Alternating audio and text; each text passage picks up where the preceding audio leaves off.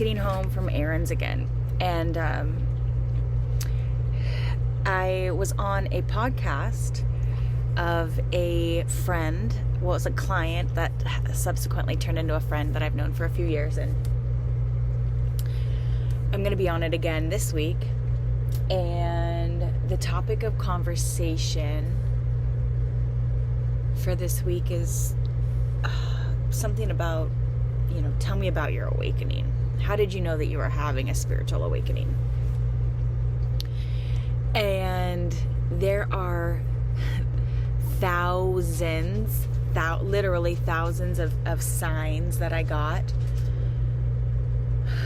over a period of months, about 9 months, a year that it happened. And but I wanted to share a small story that I actually forgot about. This is what I know to be true. After my awakening, there was a part of me that said, damn, I wish I would have documented more. Because every day, miracles were happening. And the thing is they happen today too. It's more normalized of an experience that I have today. So, at any rate, there's times where I think to myself, damn, I wish I would have documented more so I can remember. And if anybody out there who is listening to this has that same feeling, remember that consciousness never forgets. And whenever you need to access something, you will have the ability to do so if it is necessary. So, ironically enough, this story came up in my memory. And I had watched an episode. Chelsea Handler used to have a podcast. I don't know if she still does, but if she does, the nature of her current podcast is different than the old one. She would have on different, individuals who were, let's say, specialists in their field, and it related to the evolvement of her soul. Ironically enough, in this episode, and I'm not going to go down this rabbit's hole, but they talked about the Enneagram, which I have now gobbled up as so much information associated with the Enneagram, because that was definitely part of my awakening. I didn't know that it happened months later, but anyways, ironically enough, this episode was about the Enneagram. And then she went on to share, how did it start? Something to the effect, I don't know if you know this, but Chelsea Handler lost her brother when she was young. I think she's like one of 5 kids. There's a gaggle of them. And it goes something like, they were the closest, her and her eldest brother, and he was going away for the weekend. She begged him not to go on this road trip. He said, I'll be back. I'd never leave you with these people. And he died that weekend. So that's a trauma that she, I don't know if she's healed it, but it definitely was something that influenced her life heavily. And in this episode, she's talking about how, you can still receive messages from individuals who have passed on. And for her, in this episode, I believe it's the color orange. So, like, if she sees an orange car, an orange balloon, she just knows that that's what her brother's way of saying hello. And I thought to myself, shoot, if she can do that. I mean, this was way before I believed in God. God was not even if anything, people who believed in God, and it's more than a belief, it's a knowing. I know that God is real. Were fucking idiots. Literally. Like, as they would talk about going to church or whatever, I just thought, you fucking idiots. And I may still have some judgment about folks that go to church, but that's a whole different topic too. So, at any rate, the opposite of judgment is love. And so we could all use more love. But so this episode, as a takeaway, I thought to myself, you know what? I'm going to ask for a sign from my Grandma Hill. This is my mom's mother, and it would be from a relational perspective, one versus my dad's mother. She lived closer. There was more of a presence of her in my life.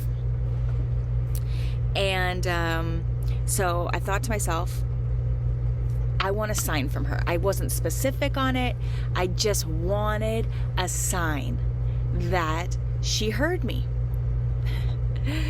I'm laughing because I can feel her presence now, and she's laughing as well. So I'm laughing at the retelling of this story. And all right, so I remember it vividly. It was a Sunday, and I want to say it was in February of 2020. By April of 2020, calamity was in my life. I'd quit my job, cut my mother off.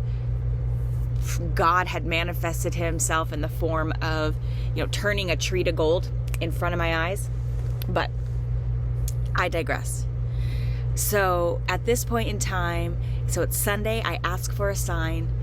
I go to work Monday, and I remember I'd gotten home from work, and where, the lighting is better here. Where I was sitting in my house was at the dining room table that I had. And I was still in my work clothes, had my slacks, my heels on. I was suited and booted every day. And I remember I picked up my feet and I put them on the dining room table. And I think it was this purse, actually. I grabbed a cookie that I had gotten earlier that day. And I hadn't eaten it. I got that at lunch. And I'm reclined back in this dining room chair, and I take this cookie out of its wrapper, and I take a bite. And it was so delicious. And I think to myself, shortbread cookies. I used to eat those at my grandma's.